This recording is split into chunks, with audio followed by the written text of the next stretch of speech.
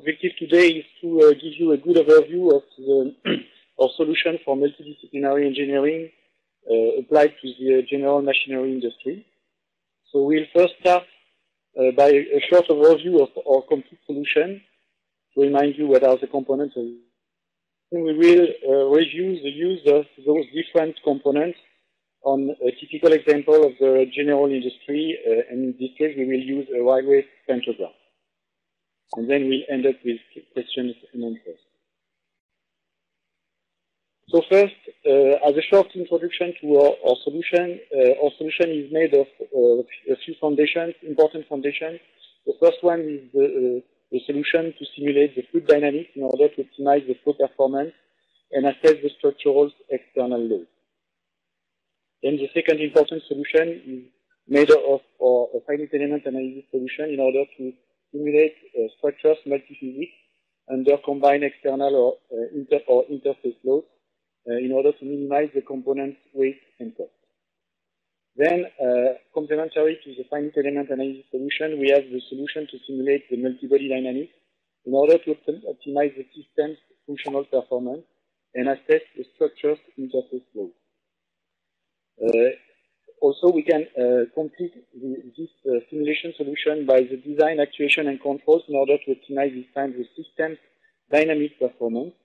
And finally, we want to predict the structure, components, durability, and the system's acoustics in order to ensure the safety and comfort of our system.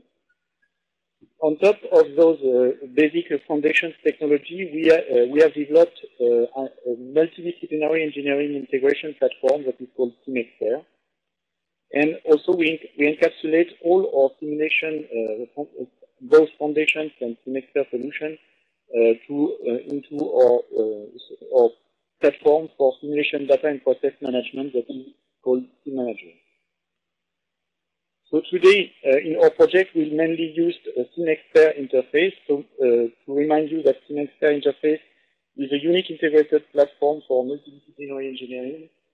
And it is made of specialized workspace powered by MSC Nastran, Adams, and Easy File Solver. It is leveraging a common data model based on CAD geometry import, and it is enabling the user to perform end-to-end simulation. There is an important point of the link with the native CAD geometry regarding CATIA V5 for engineer or unique graphics database, where you can link your SimXpert model with the native CAD geometry in order to access parameters, geometric parameters, by leveraging the design tree. And finally, this platform is integrated solutions to validate expert method and publish it to the other users of the enterprise. So today in our example, we will also review a complementary solution that is our solution today to simulate the computational fluid dynamics. It's based on XFlow product that is a meshless modeling approach solving the particle dynamics, and that is very well suited to solve problems with moving boundaries and free surface flow. We will also review at the end our component for durability analysis that is called MSC Fatigue. That is a unique interface to perform comprehensive fatigue analysis with the same finite element results used for stress analysis. It's based on pattern graphical user interface. And the last release introduced a new material database, new duty cycle interface, new vibration solver for shaker analysis, as well as the steam and spot weld enhancement. So this was for the review of our solution. So now let's introduce the examples that we will use to present the different use of multidisciplinary engineering. So it's basically a railway pantograph. So this railway pantograph is made of a few important components. The frame component that is supporting all the pantographs and that is attached to the vehicle. Linked to the frame, you will get the lower arm, the green component. Linked to the lower arm, you will get the upper arm. And finally, linked to the upper arm, you will get the support that is basically connected to the band that are in contact with the railway wire. And you have two intermediate links that are connecting the frame to the lower arm and the upper arm towards the support. So obviously in this example, the problem will be first to solve the kinematic of this system. Second, to assess the amount of aerodynamic loadings on the different components. Then to design the hydraulic actuation of the mechanical system. And finally to simulate, to integrate all the models together in order to simulate the best realistic behavior of the system.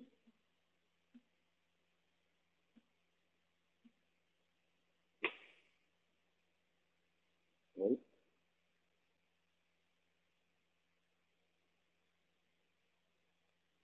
Okay. Sorry.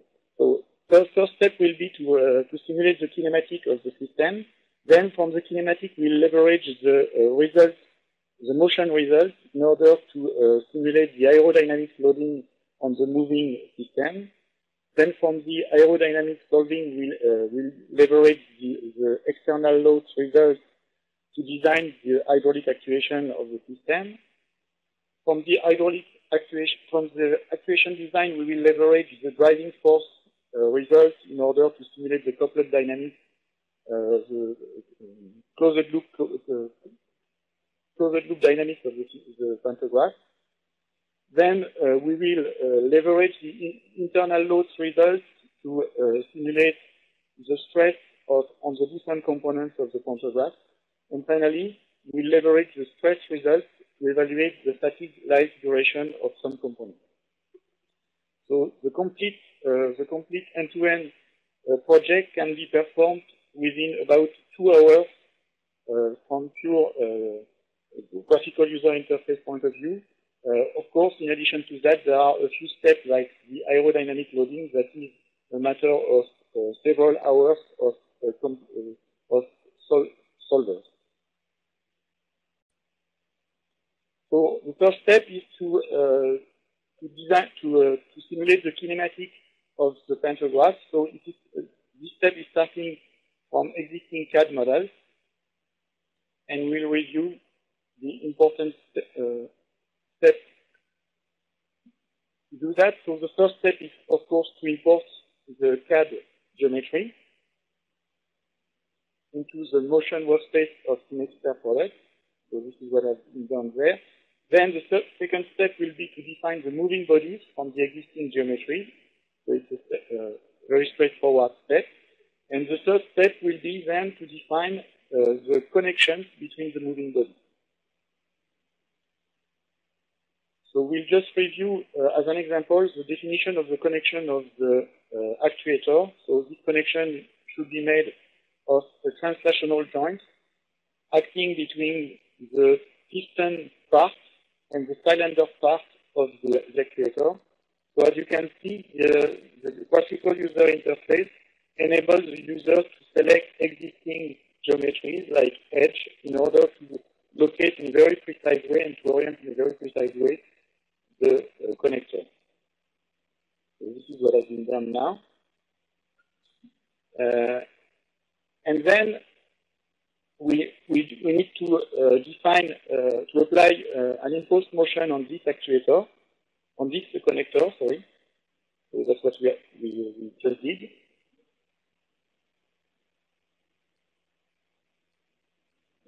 And then you can see the interest of the model browser, where all the elements that we have defined are located. And you can select this way several connectors. In this case, the 3 spherical connectors between the frame and the vehicle. And an interesting capability is to enable the user to switch from one kind of connector to the other.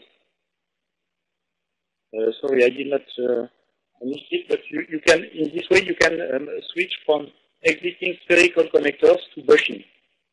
That's what we just did. And at the same time, you can select several connectors, like spherical joints, and you can introduce friction parameters in all connectors in a single operation. So that's what we did. same for a few other connectors. Then I will accelerate the animation. And then you can solve the kinematic of your system. And you can plot existing results.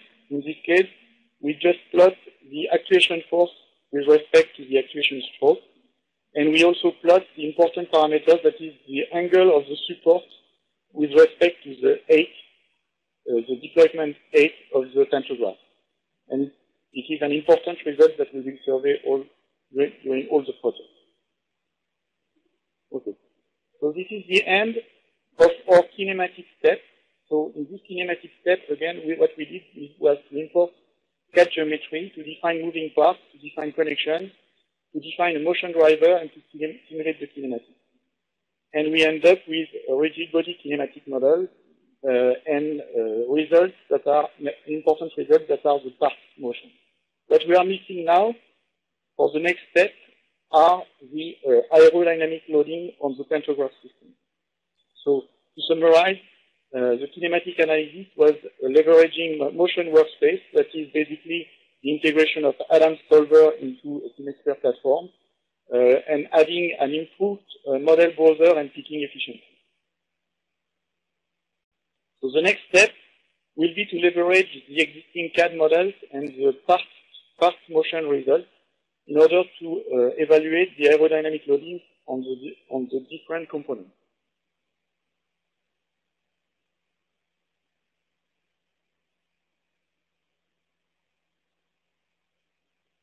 So to do that, you can leverage a feature from SimXpert Motion Workspace, where you will export the existing geometry in order to build a new XFlow database that is embedding all the geometry and also the definition of all the parts motion that have been computed from Motion Workspace.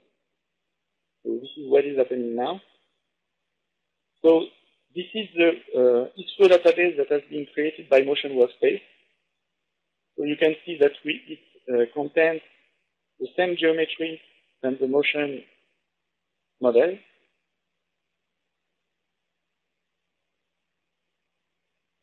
And those geometry are driven, the displacement of all the components of those geometry are driven by the existing motion results.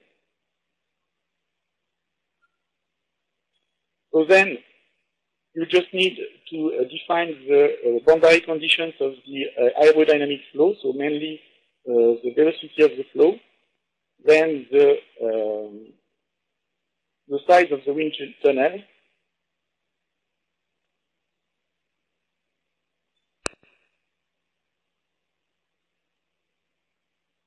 and then you can simulate the aerodynamic flow around the moving mechanical system. So of course, the simulation of the flow is a matter of a few hours of CPU. So in this case, we will just reload the existing results in order to display a few results. So the typical results that you can display are field of velocity or field of pressure. And in addition to that, you can define different cutting planes. And in addition to that, you can also investigate the, I don't know why it is moving so fast, sorry.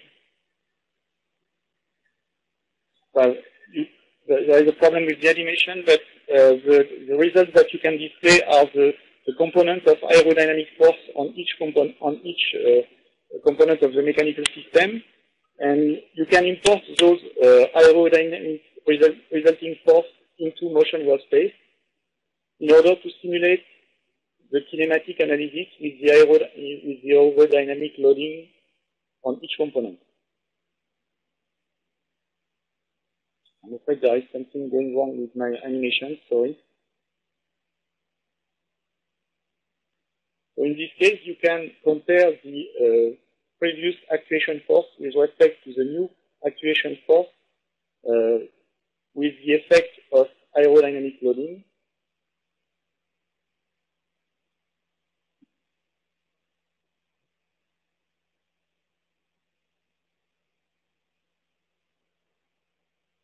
and you can check this way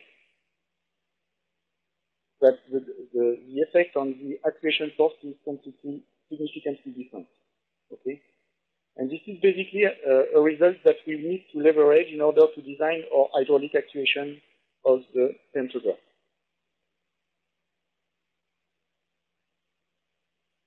So with this result, we can move to the next step.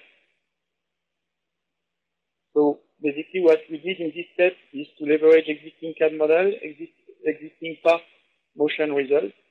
Then we automated the CAD geometry and parts motion import to create a new XFlow database. We defined the fluid and wind tunnel conditions, and we simulated the fluid dynamics. And then we got the aerodynamic loading results from this simulation.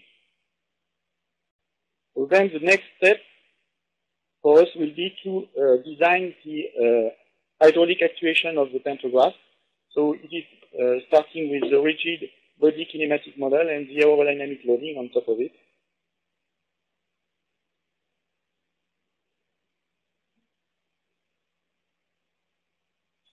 So there we can leverage a function that will export lookup table results from the existing motion workspace model in order to create an approximation of the Pantograf system, mechanical system, that is very well suited to define the hydraulic actuation and to design the hydraulic actuation.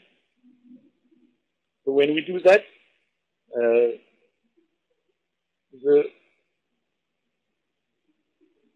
SimXpert interface moves to the systems and controls workspace, and it automatically creates this component that is basically containing the effect of the aerodynamic loading, so that the user can now leverage the typical libraries of SimXpert systems and controls. So typically general purpose libraries containing a controls component, or hydraulic libraries containing hydraulic components, in order to build an hydraulic actuation design model that we just imported in this case. So this hydraulic actuation model is made of typically a pressure source, servo valve, then the hydraulic actuator itself, and the feedback is driven to the proportional integral control that will open more or less the servo valve area.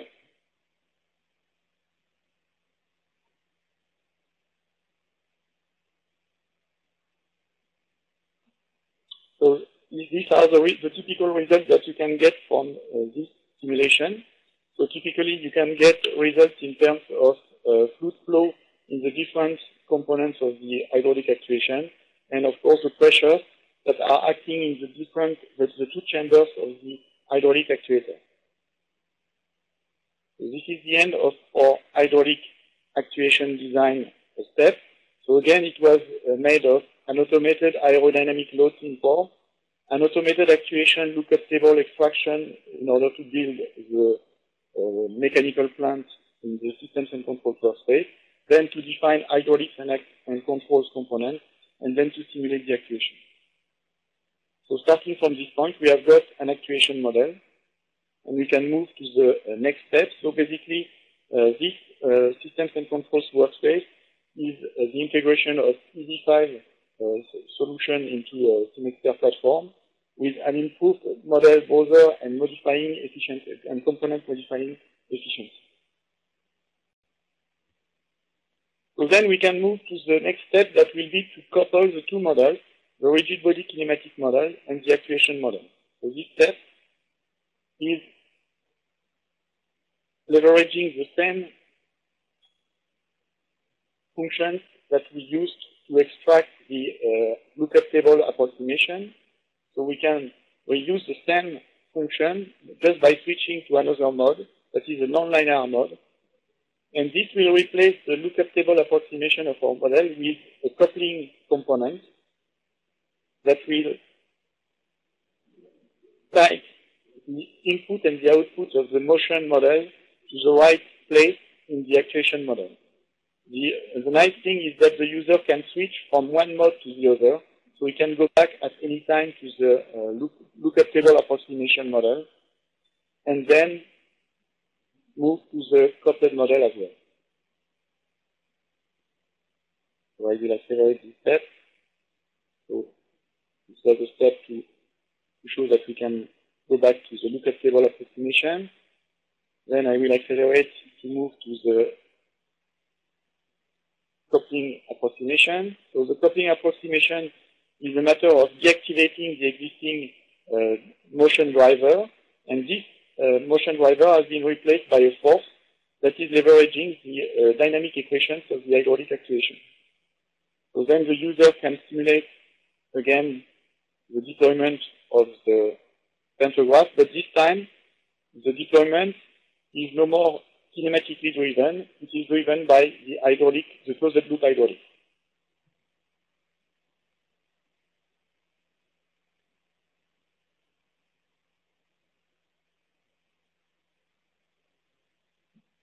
And then you can compare the results.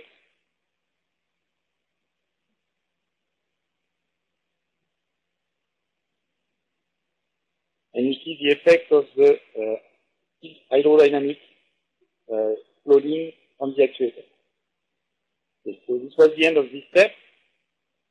Then, so in this step, basically what we did is just to replace the motion driver by an actuation force, and this actuation force was driven by an automated coupling of the hydraulic actuation model equation.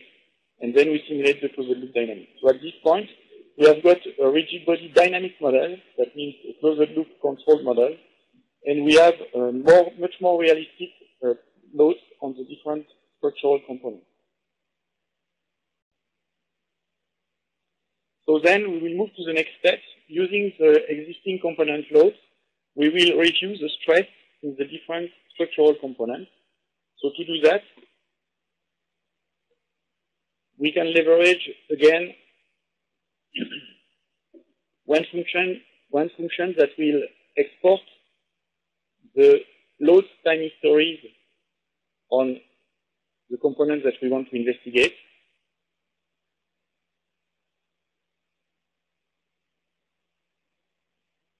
So in this case, we will investigate the component that is the white component, the frame.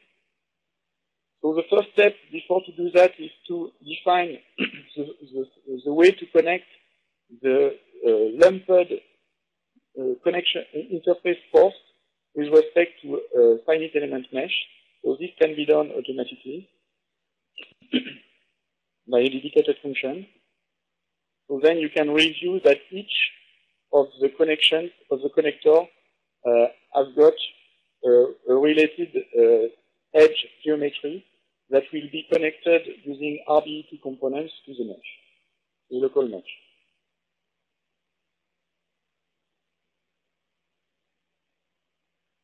Then we can use the automatic generation of the mesh for a component, and we can export the loads on the component. And at this point, SimXpert is moving to the structure workspace, that is basically the integration of MSC Nastran into SimXpert platform. And you can see that the workspace is defined with all quasi-static loads of the motion time histories. And there is a ready-to-run MSC Nastran job that has been submitted before just to get the results. And then the user just needs to post-process the existing results, typically from plotting fringe of von Mises stress or animating fringe of von Mises stress with deformations on top of it.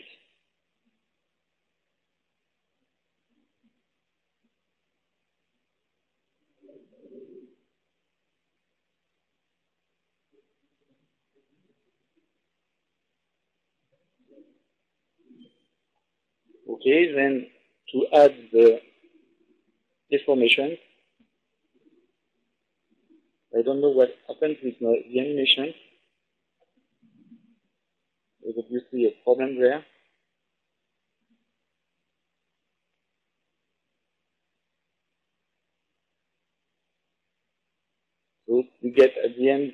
animation of deformations with only the stress. And before to go to the next step, we will leverage this integration of MSC Nastran technology in order to generate other components, other mesh for other components of the Pantograf mechanical system. So we will create mesh for the lower arm, the upper arm, and the lower and upper link. So it's typically an integration of MSC Nastran technology so that you can get anything like meshing capabilities, boundary conditions definitions, materials and properties definitions, and so on. So now we have got the mesh of the 5 components. And this is the end of this step.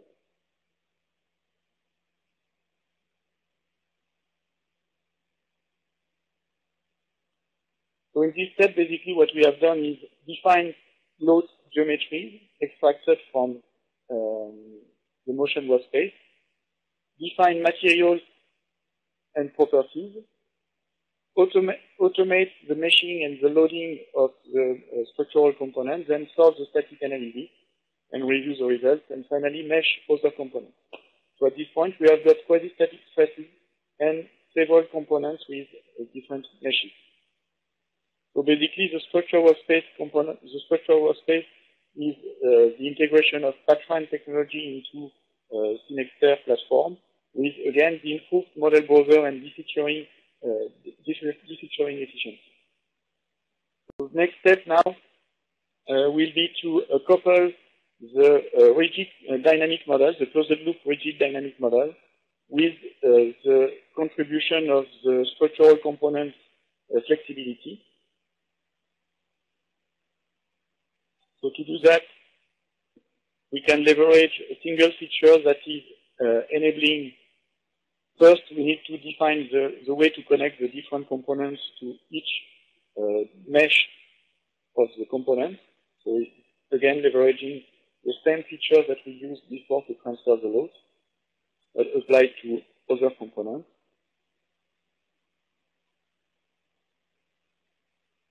Maybe I will accelerate this part.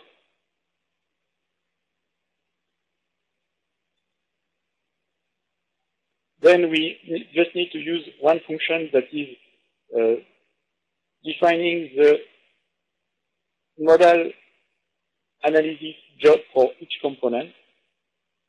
That is leveraging the Craig-Bampton model analysis method.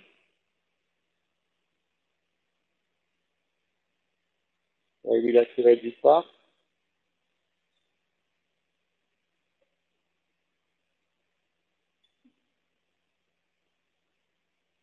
So this part is automating all the model analysis job for all the components. We accelerate again.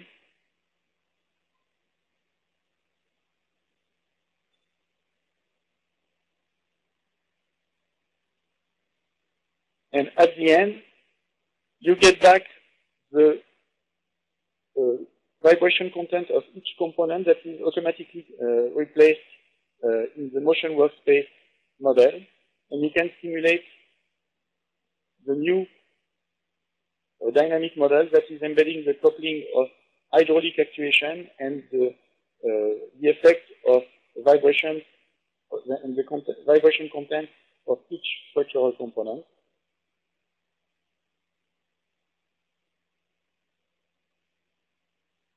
I need to accelerate this part again.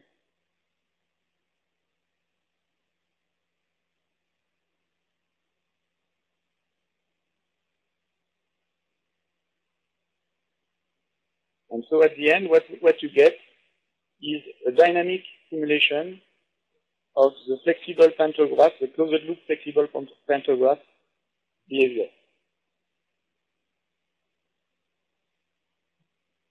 So on top of the aerodynamic forces, we added for this simulation a loading that is supposed to represent the contact of the railway wire on the band of the support, and we simulated this way a loading about 1 kilometer of railway distance.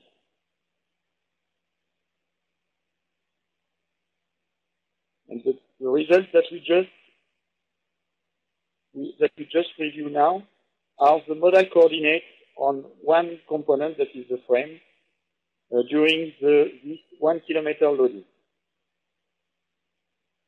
Okay, so obviously, this is an important result that we will leverage in order to compute the durability or the life duration of the frame component.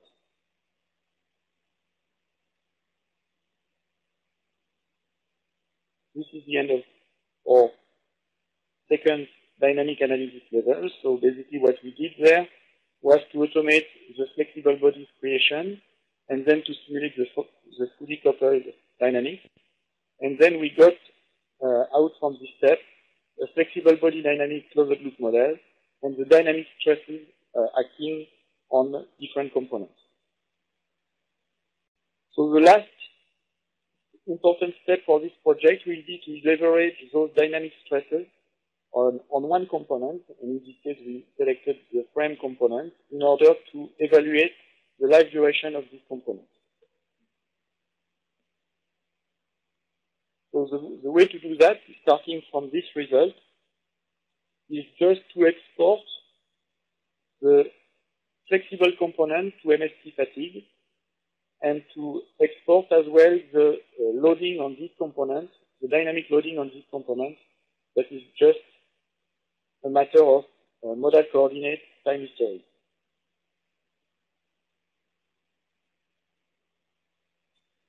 So to do that, we can leverage an embedded function that is the vibration, the fatigue export.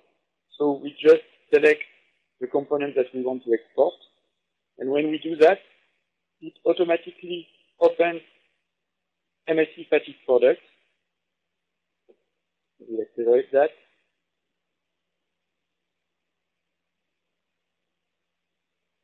And load the flexible component into MSC fatigue.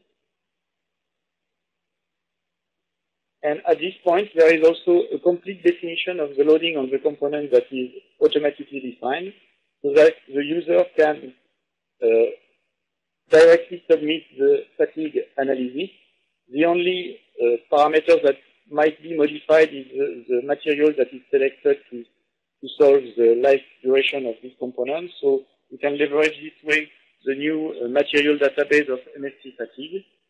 So you can browse through the material database and select the right material that you want to apply to your component. So basically in this case, we selected the maintain SN component. And you can review the material Wöhler curve of this component in MSC fatigue this way. So you just display the Wöhler curve with the elastic limit and then the decreasing limit with respect to the number of cycles. Okay, then I will accelerate this part. You just need to submit the MSC fatigue analysis, and finally to load the results.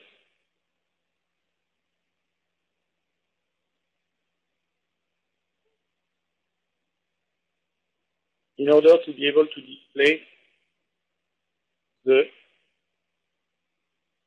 life duration range of the component. That will tell you what are the areas of the component that are the weakest.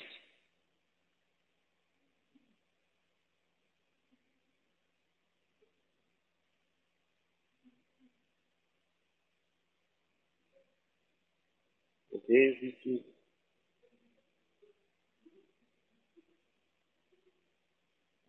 sorry.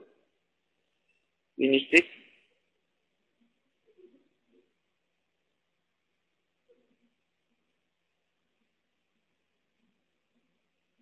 Okay, here it is.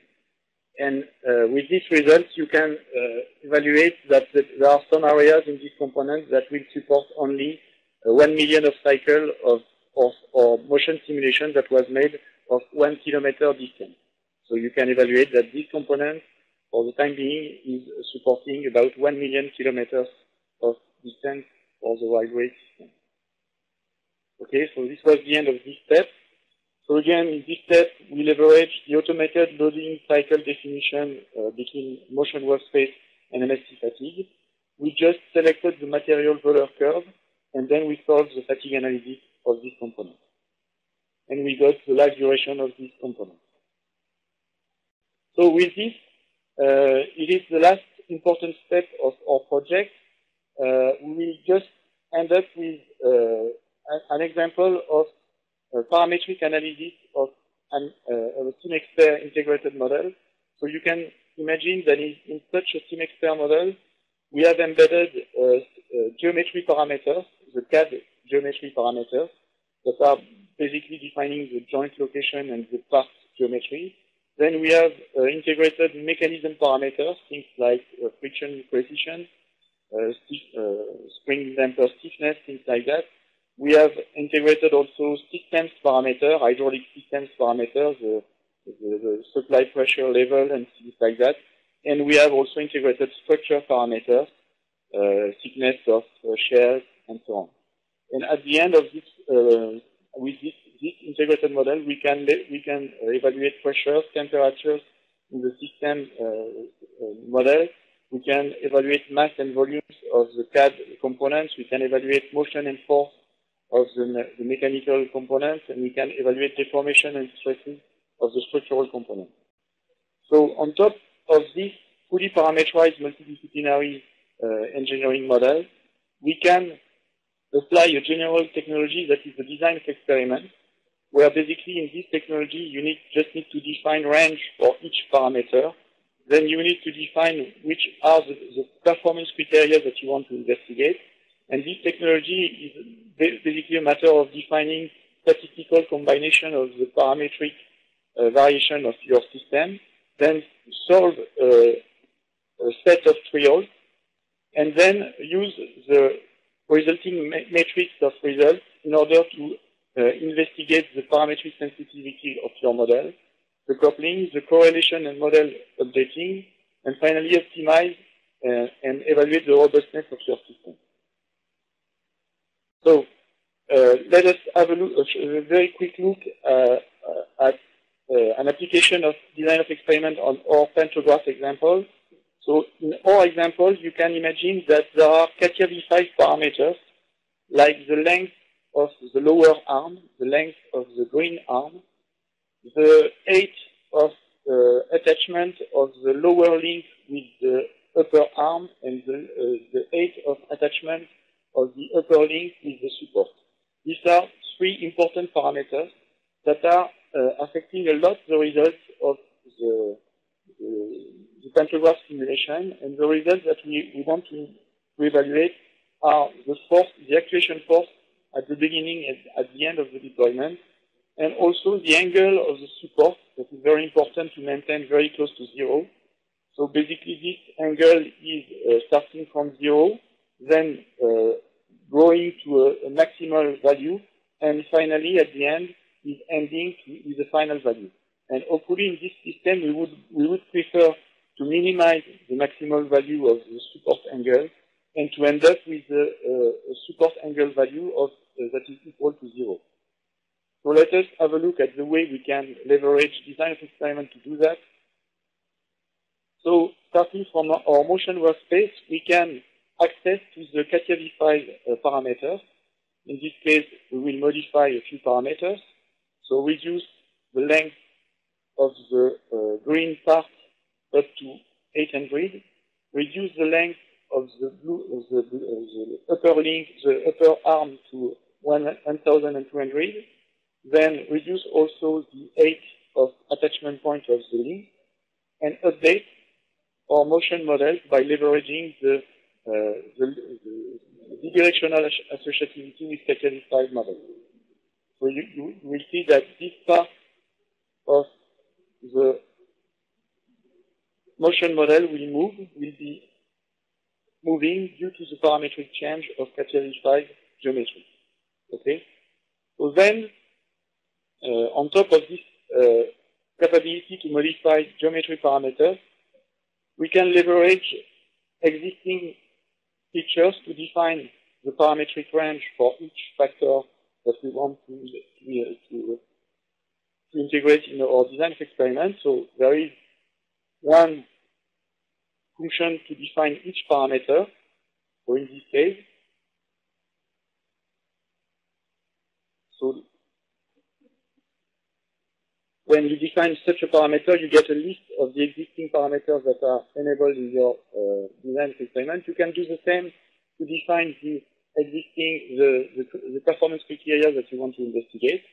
And then you can initiate the design of experiment database by performing a first run.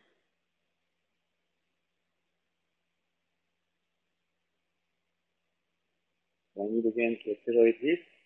We are late. I will get in trouble with my colleagues in the States. So at this point, you can access to the definition of the design of experiment using the design of experiment tool. Then you just need to specify which kind of statistical combination you want to perform. In this case, design of experiment response surface with the full factorial made of 64 trials. Then when you generate the metric, obviously you are missing, you get all the definition of trials for all parameters, but you are missing the performance criteria for each trial. And then you can simulate the complete design of experiment. So you will see the effect on the geometry.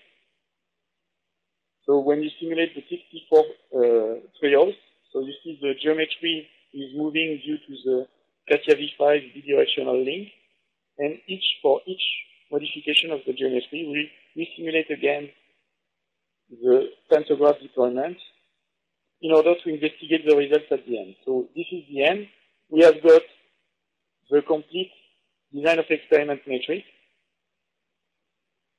So there you can see that the performance criteria columns have been filled. Okay, then you can identify the polynomial fit between the performance criteria and the parameters of your design of experiment. You can review the results in terms of correlation metrics between the different performance criteria and the parameters. So these are made of a numerical value of correlation between one performance criteria and one parameter. Then you can also review the results in terms of HTML dynamic spreadsheet. I need to accelerate that again. So this HTML dynamic spreadsheet is mainly made of Pareto diagrams that display the relative sensitivity of all parameters on a single performance criteria, so that then you can tune the value of the parameter to see the effect on the different performance criteria. So this was for relative sensitivity display. And finally, you can also leverage the real-time optimization tool, where you can set up an optimization objective, like minimize, for example, the maximal angle of the support, set the final angle of the support equal to 0, and finally, try to solve the set of parameters that is performing the best optimization with respect to this optimization goal. In addition to that, we will add an objective that is to minimize the maximal actuation force. And then we solve again the parametric setup. And finally, we just need to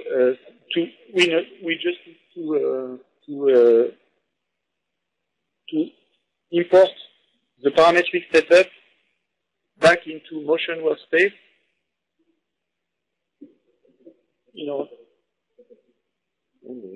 order to simulate the optimal guess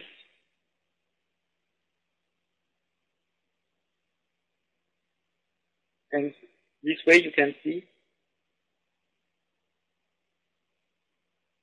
the effect of the optimization. I'm afraid we have a problem with audio channel, and you can see this way the improvement of designs that we obtained from this simulation. So you can see that this way we were able to decrease a lot the maximal angle of the support. We were able to set the final value equal to 0, and finally we were able at the same time to minimize the actuation force. And basically this is the end of our presentation today. So again, these steps was a matter of defining factors and response, submit all the trials, investigate the results in order to evaluate the multidisciplinary sensitivity. Okay. So that is the end of my presentation today. So, Ijun, I think you can get back the